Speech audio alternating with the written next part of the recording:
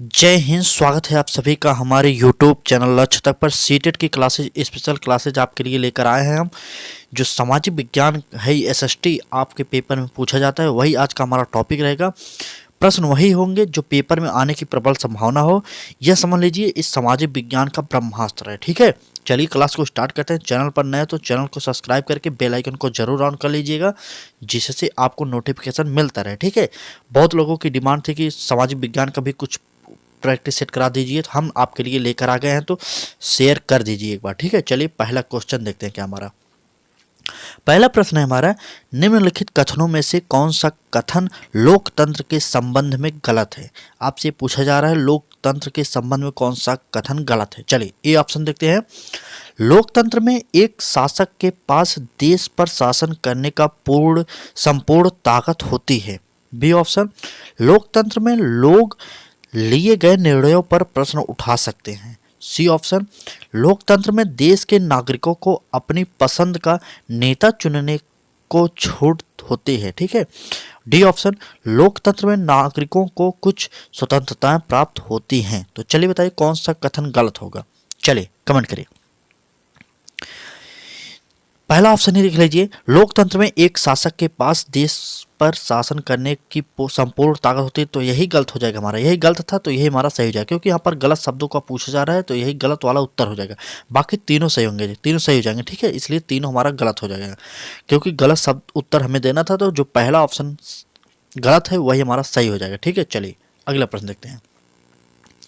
अगला प्रश्न है हमारा, अभियानों के फलस्वरूप महिलाओं के संरक्षण के लिए नए कानून बने।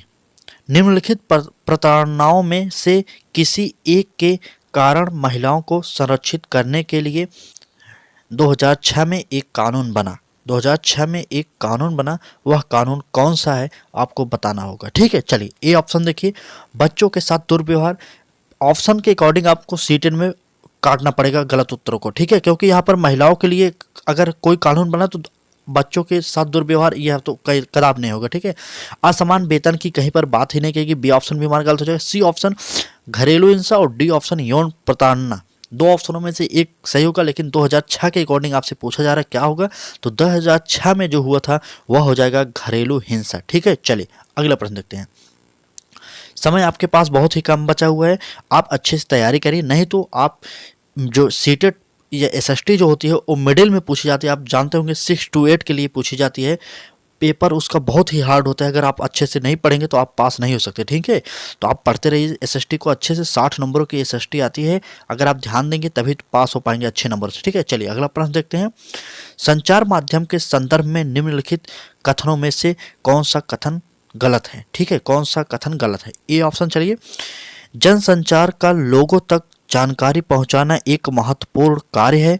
बी ऑप्शन, जनसंचार माध्यमों की कार्यप्रणाली में नियमित सरकारी हस्तक्षेप रहता है। सी ऑप्शन, विज्ञापनों द्वारा धन कमाया जाता है। और डी ऑप्शन, जनसंचार द्वारा उपयोग में लाई जाने वाली तकनीक बदलती रहती है। चलिए उत्तर बताइए, कमेंट करिए क्या उत्तर होगा, कमेंट करिए एक बार। चैनल पर नए तो सब्सक्राइब करिए, बेल आइकन को ऑन करिए, लाइक जरूर करिएगा वीडियो को। ठीक है, ज़्यादा से ज़्यादा वीडियो को लाइक करिएगा ताकि ज़्यादा से ज़्यादा लोगों के पास पहुंच सके। ठीक है, जितने लाइक आप करेंगे उतने लोगों के पास यह पहुंच सकता है वीडियो। ठीक है, आप लाइक करिएगा, एक लाइक जरूर करिए। ठीक है, चलिए उत्तर बताइए क्या होगा। चलिए उत्तर बताइए। ये ऑप्शन देखते हैं, जनसंचार का लोगों तक जानकारी पहुंचाना एक महत्वपूर्ण कार्य है। तो यह सही हो जाएगा, तो जो सही होगा वो हमारा गलत हो जाएगा। ठीक है, क्योंकि हमने यहाँ पर गलत उत्तर बताना पड़ेगा। ठीक है, चलिए बी ऑप्शन, संचार माध्यम की कार्य प्रणाली में नियमित सरकारी हस्तक्षेप रहता है। तो यही गलत था, यही हमारा सही हो जाएगा। बी ऑप्शन हमारा सही हो जाएगा, क्योंकि सरकारी हस्तक्षेप नियमित नहीं होता। ठीक है, उसमें संचार माध्यम में। चलिए अगला प्रश्न। कम समय में ज़्यादा से ज़्यादा हम आपके लिए प्रैक्टिस सेट करा रहे हैं, कम से कम समय में ज़्यादा से ज़्यादा प्रश्नों को आपको करा रहे हैं। अगर क्लास अच्छी लग रही हो तो लाइक जरूर करिए। ठीक है, चलिए अगला प्रश्न देखते हैं। समाचार चैनल पर विज्ञापन का मूल्य निर्भर होता है। समाचार चैनल पर विज्ञापन का मूल्य निर्भर होता है। अगर आप यह सोच रहे होंगे कि यह पेपर में क्वेश्चन नहीं आया हुआ आता, यह क्वेश्चन प्रीवियस ईयर का क्वेश्चन है। सीटेट 2015 में जो सितंबर माह में हुआ था उसका यह क्वेश्चन है, आप देख सकते हैं। ठीक है, प्रीवियस ईयर का यह क्वेश्चन है। चलिए, समाचार चैनल पर विज्ञापन का मूल्य निर्भर करता है किस प्रकार के। चलिए ए ऑप्शन, बड़े व्यापारिक घरानों पर, बी ऑप्शन कंपनी क्षेत्र पर, सी ऑप्शन चैनल की लोकप्रियता पर, डी ऑप्शन दर्शकों की मांग पर। तो जो चैनल की लोकप्रियता होगी वही सी ऑप्शन हमारा सही हो जाएगा। चलिए, ज़्यादा जो चैनल लोकप्रिय होंगे उस पर ज़्यादा से ज़्यादा पैसा लेंगे आपको प्रचार कराने का। ठीक है, चलिए अगला प्रश्न देखते हैं। अगला प्रश्न है हमारा, भारतीय संविधान के अनुसार भारतीय धर्मनिरपेक्ष राज्य के बारे में निम्नलिखित कथनों में से कौन सा कथन गलत है। यहाँ पर भी गलत पूछा गया है। ठीक है, चलिए ए ऑप्शन देखते हैं, राज्य सरकारी संस्थाओं को धर्म विशेष के विशिष्ट मूल्य को प्रदर्शित और प्रोन्नत करने की अनुमति प्रदान करता है। बी ऑप्शन, राज्य धर्म से एकदम पृथक नहीं है परंतु वह धर्म से एक निश्चित दूरी बनाते हैं। सी ऑप्शन, भारतीय राज्य किसी एक विशिष्ट धार्मिक समूह द्वारा शासित नहीं है। और डी ऑप्शन, राज्य के सिद्धांत विशेष को न थोपेगा और न ही लोगों की धार्मिक स्वतंत्रता को छीनेगा। चलिए उत्तर करिए, कमेंट करिए। प्रश्न बड़ा है लेकिन आप उत्तर आसानी से दे सकते हैं। ठीक है, चलिए गलत शब्दों को बताना कौन सा उत्तर गलत होगा। चलिए ए ऑप्शन देखते हैं पहले, राज्य सरकारी संस्थाओं को धर्म विशेष के विशिष्ट मूल्य को प्रदर्शित और प्रोन्नत करने की अनुमति प्रदान करता है। जी नहीं, धर्म विशिष्ट के और मूल्यों को प्रदर्शित और प्रोन्नत नहीं करे। किसी भी धर्म को कोई भी राज्य सरकार प्रोन्नत नहीं कर सकता। ठीक है, तो ये ऑप्शन हमारा गलत था, यही ऑप्शन हमारा सही हो जाएगा, ए ऑप्शन हमारा सही हो जाएगा। ठीक है, चलिए अगला प्रश्न। अगला प्रश्न देखिए क्या है। अगला प्रश्न है हमारा, भारतीय राज्य की सरकार किस प्रकार की है। अपने ही इंडिया में ही देख लीजिए, जो राज्य सरकारें किस प्रकार की हैं आपको बताना पड़ेगा। ठीक है, चलिए ए ऑप्शन देखिए, अध्यात्मात्मक सरकार, बी ऑप्शन लोकतांत्रिक सरकार, सी ऑप्शन साम्यवादी सरकार और डी ऑप्शन पूंजीवादी सरकार। चलिए बताइए कौन सा, कमेंट करिए उत्तर कौन सा होगा। चलिए, अपने भारत में ही कौन से राज्य जो हैं, जितने भी 28 राज्य और 8 केंद्र शासित प्रदेश हैं उसमें किस प्रकार की शासन व्यवस्था चलती है, कौन सा सरकार चलता है। ठीक है, तो लोकतांत्रिक सरकार, बी ऑप्शन हमारा सही हो जाएगा। लोकतांत्रिक आपको पता होगा। चलिए, हम आपका समय ज़्यादा नहीं लेंगे क्योंकि परीक्षा आपके निकट आ चुकी है। चलिए अगला प्रश्न देखते हैं, जाति सामान्य को प्रचारित करने के लिए निम्नलिखित में से किसने सत्यशोधक समाज की स्थापना की थी। चलिए A option Haridas, B option Jyotiba Phule, C option Ghasidas और डी ऑप्शन नारायण गुरु। उत्तर बताइए, कमेंट करिए बार। तो सत्यशोधक समाज, यह तो सभी परीक्षाओं में पूछा गया प्रश्न है। सत्यशोधक समाज की स्थापना किसने की है, तो वह हो जाएगा ज्योतिबा फूले। ठीक है, बंबई में किए थे। चलिए अगला प्रश्न, यह आधुनिक भारत के इतिहास से एक प्रश्न आपके लिए आया है। चलिए देखते हैं क्या है प्रश्न। 29 मार्च 1857 को बैरकपुर में अपने अफसर पर हमला करने के आरोप में निम्नलिखित में से किसी को फांसी पर लटका दिया गया था। चलिए A option Sukhdev, B option Mangal Pandey, C option Bhagat Singh और डी ऑप्शन राजगुरु। चलिए सीटेट का यह प्रीवियस ईयर का क्वेश्चन है, आप देख सकते हैं सितंबर 2015 में यह पेपर हुआ था। यह प्रीवियस ईयर का क्वेश्चन एक यह भी है। ठीक है, चलिए उत्तर बताइए। तो वह हो जाएंगे मंगल पांडे, बी ऑप्शन हमारा सही हो जाएगा। मंगल पांडे को फांसी दी गई थे। ठीक, चलिए अगला प्रश्न देखते हैं। यह भी देख लीजिए, प्रश्न काफ़ी बड़ा है तो इसलिए हम थोड़ा इसको छोटा कर देना ताकि आपको अच्छे से दिखाई दे। ठीक है, चलिए छोटा कर देंगे, पूरा ऑप्शन एक ही बार में आ जाएगा। चलिए पहला प्रश्न देखते हैं ये वाला, अंग्रेजों की सर्वोच्चता नीति के संबंध में निम्नलिखित कथनों में से कौन सा कथन सही है। ये ऑप्शन देखते हैं, इसने इस बात पर बल दिया कि प्राच्य जानकारी के विपरीत यूरोपीय जानकारी देने का तरीका व्यवहारिक रूप से लाभकारी है।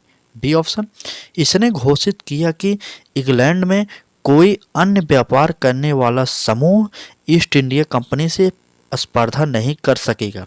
सी ऑप्शन, इसने घोषित किया कि यदि भारतीय शासन की मृत्यु बिना पुरुष वारिस के होती है तो उसके साम्राज्य का अधिग्रहण कर लिया जाएगा। ठीक है, डी ऑप्शन देखते हैं, कंपनी का दावा था कि उसकी सत्ता सर्वोच्च है इसलिए वह भारतीय राज्यों से ऊपर है। चलिए उत्तर बताइए कौन सा कथन सही है। 3 कथन गलत है और 1 कथन सही है, आपको उत्तर बताना पड़ेगा। ठीक है, चलिए सही उत्तर देखते हैं। चलिए सही उत्तर दीजिए। तो हमारा उत्तर हो जाएगा, कंपनी का दावा था कि उसकी सत्ता सर्वोच्च है, इसलिए वह भारतीय राज्यों से ऊपर है। यही हमारा गलत सही है, यही हमारा सही है। ठीक है, चलिए अगला प्रश्न देखते हैं। शेयर कर दीजिएगा वीडियो को एक बार ज़्यादा से ज़्यादा, और अभी तक आपने लाइक नहीं किया तो लाइक करिए। आपके लिए इतनी मेहनत की जा रही है, फ्री में प्रैक्टिस सेट, मॉडल पेपर सभी चीज़ उपलब्ध कराई गई। हिंदी की महामैराथन क्लास आपके लिए एनसीईआरटी बेस्ड उपलब्ध कराई गई है, और प्लेलिस्ट भी बनाई दी गई है, आप देख सकते हैं। देखिए पूरा कवर किया गया पूरा टॉपिक को। ठीक है, 8 टॉपिक को कवर कर दिएगा एक ही क्लास में। ठीक, चलिए 4 घंटे की वो मैराथन है, पूरा देख लीजिएगा। हो सकता हो उससे सेम टू सेम क्वेश्चन फंस जाए आपके पेपर में। ठीक है, चलिए अगला प्रश्न देखते हैं।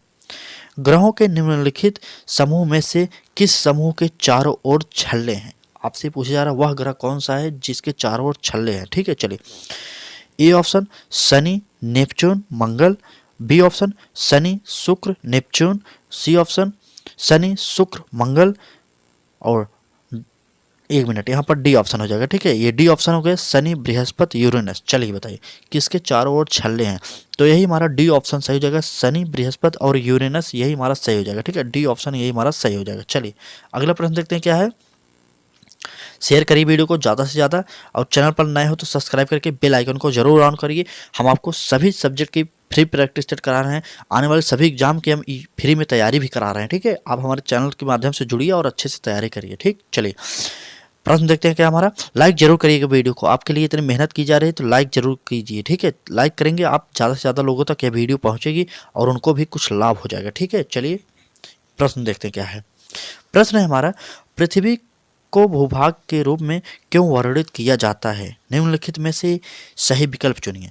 आपसे पूछा जा रहा है पृथ्वी को भूभाग के रूप में क्यों वर्णित किया जाता है। ठीक है, चलिए ऑप्शन देखते हैं। ए ऑप्शन है हमारा, पृथ्वी को 2/3 सतह जल से ढकी है। बी ऑप्शन, जीवन के लिए अनुकूल परिस्थितियां केवल पृथ्वी पर पाई जाती हैं। और सी ऑप्शन, पृथ्वी ध्रुवों के पास थोड़ी चपटी है। और डी ऑप्शन, पृथ्वी ना तो अधिक गर्म है और न ही अधिक ठंडी है। चलिए बताइए पृथ्वी को भूभाग के रूप में क्यों वर्णित किया जाता है? आपसे यह प्रश्न पूछा जा रहा है। ठीक है, चलिए प्रश्न बताइए, उत्तर कमेंट करिए एक बार उत्तर को। चलिए कमेंट करिए, पृथ्वी को भूभाग के रूप में क्यों वर्णित किया जाता है, बताइए एक बार। चलिए उत्तर बताइए उत्तर। तो इसलिए वर्णित किया जाता है क्योंकि पृथ्वी ध्रुवों के पास थोड़ी चपटी है। ठीक है, चलिए सी ऑप्शन हमारा सही हो जाएगा, सी ऑप्शन सही हो जाएगा, सी ऑप्शन। ठीक है, सी ऑप्शन हमारा सही हो जाएगा। चलिए नेक्स्ट क्वेश्चन देखते हैं। अगला प्रश्न हम लोग देखते हैं क्या है हमारा अगला प्रश्न। चलिए प्रश्न है हमारा, पृथ्वी से चंद्रमा का केवल एक ही भाग दिखाई पड़ता है क्योंकि। ये ऑप्शन देखिए, आपसे पूछा जा रहा है पृथ्वी से केवल चंद्रमा का एक भाग दिखाई देता है, वह उसका कारण क्या है आपको बताना होगा इस 4 ऑप्शन के अकॉर्डिंग। ठीक है, चलिए प्रश्न ऑप्शन देखते हैं। चंद्रमा केवल पृथ्वी का चक्कर लगाता है परंतु अपने अक्ष पर चक्कर नहीं लगाता है। बी ऑप्शन, चंद्रमा पृथ्वी का चक्कर नहीं लगाता है, केवल अपने अक्ष पर चक्कर लगाता है। सी ऑप्शन, चंद्रमा अपने अक्ष पर एक चक्कर पूरा करने से कहीं अधिक समय पृथ्वी का चक्कर पूरा करने में लेता है। और डी ऑप्शन, चंद्रमा पृथ्वी का एक चक्कर पूरा करने में जितना समय लेता है उतना ही समय अपने अक्ष पर एक चक्कर पूरा करने में लेता है। चलिए उत्तर बताइए, पृथ्वी से चंद्रमा का एक भाग जो दिखाई देता है उसका कारण क्या है, आपसे यह पूछा जा रहा है। तो उसका कारण हो जाएगा इस ऑप्शन के अकॉर्डिंग चौथा ऑप्शन हमारा, डी ऑप्शन हमारा सही हो जाएगा। क्या कारण है? चंद्रमा पृथ्वी का एक चक्कर पूरा करने में जितना समय लेता है उतना ही समय अपने अक्ष पर एक चक्कर पूरा करने में लेता है। यही कारण है कि पृथ्वी से चंद्रमा का केवल एक ही भाग दिखाई पड़ता है। ठीक है, चलिए अगला प्रश्न देखते हैं। चलिए अगला प्रश्न देखते हैं क्या हमारा। यह प्रश्न भूगोल का है। देखिए प्रश्न क्या है, यूराल पर्वत अलग करता है, किसे अलग करता है? ये ऑप्शन हमारा हो जाएगा अफ्रीका और यूरोप को। बी ऑप्शन, उत्तरी अमेरिका और दक्षिणी अमेरिका को। और सी ऑप्शन, अफ्रीका और एशिया को। और डी ऑप्शन, एशिया और यूरोप को। चलिए यूराल पर्वत किसे अलग करता है? तो वह हो जाएगा एशिया और यूरोप को यूराल पर्वत अलग करता है। डी ऑप्शन हमारा सही हो जाएगा। ठीक है, एशिया और यूरोप को यूराल पर्वत अलग करता है। चलिए अगला प्रश्न देखते हैं। अगला प्रश्न देखते हैं क्या हमारा। प्रश्न है हमारा, भूपर्वती में वह स्थान जहां से भूकंप की तरंगे आरंभ होती हैं उसे कहा जाता है? क्या कहा जाता है? ए ऑप्शन अधिकेंद्र कहते हैं, बी ऑप्शन क्रिएटर कहते हैं, सी ऑप्शन केंद्र कहते हैं और डी ऑप्शन उद्गम केंद्र कहते हैं। आपको पता होगा क्रिएटर जो कहा जाता है, जो ज्वालामुखी के जो होते हैं उद्गार निकलते हैं उसको क्रिएटर कहा जाता है। ठीक है, चलिए प्रारंभ जहां से होता है भूकंप उसे क्या कहेंगे? तो उसे कहेंगे अधिकेंद्र, अधिकेंद्र कहेंगे। ठीक है, अधिकेंद्र कहेंगे।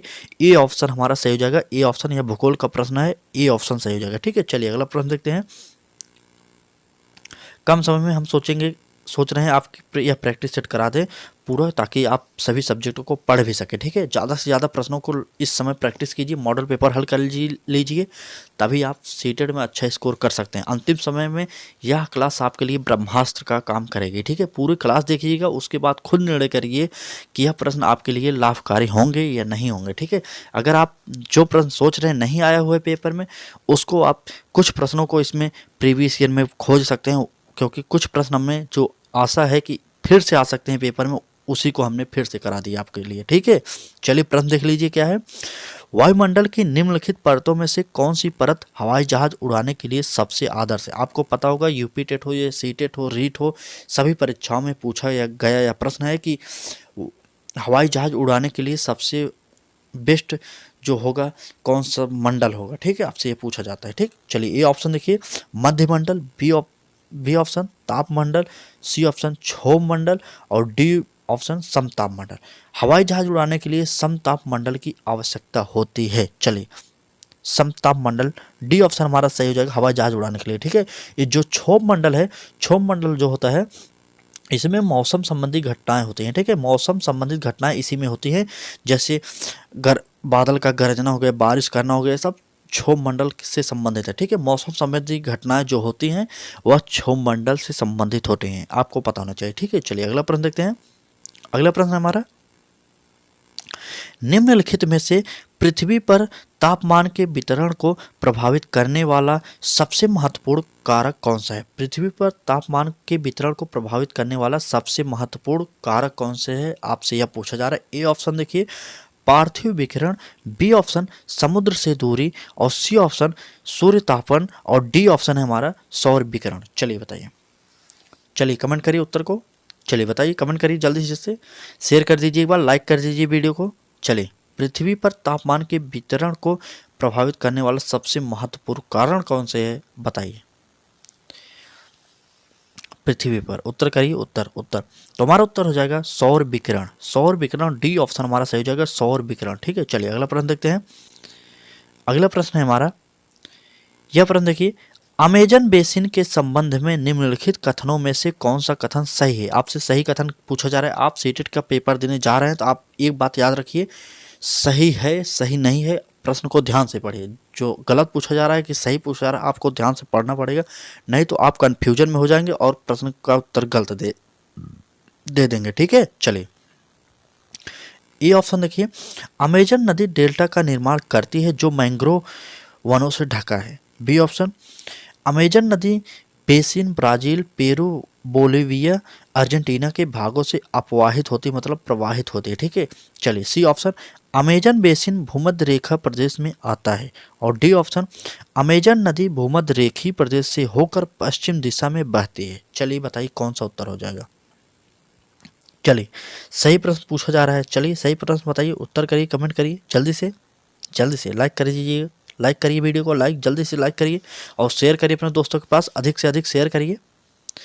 आपके लिए फ्री में model paper, practice set, topic wise classes, topic wise practice set सभी उपलब्ध कराए गए हैं चैनल पर हमारे। आप चैनल के प्लेलिस्ट में जाके सभी वीडियो को देख सकते हैं, आपके लिए बहुत लाभकारी साबित होगा। ठीक है, चलिए इसका ऑप्शन जो सी है हमारा सही हो जाएगा, अमेजन बेसिन भूमध्य रेखा प्रदेश में आता है। ठीक है, अमेजन बेसिन भूमध्य रेखा प्रदेश में आता है। अगला प्रश्न देखते हैं। अगला प्रश्न है हमारा, विश्व में भारत का सबसे ऊंचा सड़क मार्ग निम्नलिखित में से कौन सा है? आपको पता होना चाहिए क्योंकि यह सभी परीक्षाओं में पूछा गया। अगर आप भारत में हैं तो आपको पता होगा, अभी हाल ही में ये राज्य काफ़ी ज़्यादा चर्चा में आए हुए थे। ठीक है, यहाँ के आसपास के राज्य काफ़ी ज़्यादा चर्चा में आए हुए थे, आपको पता होगा।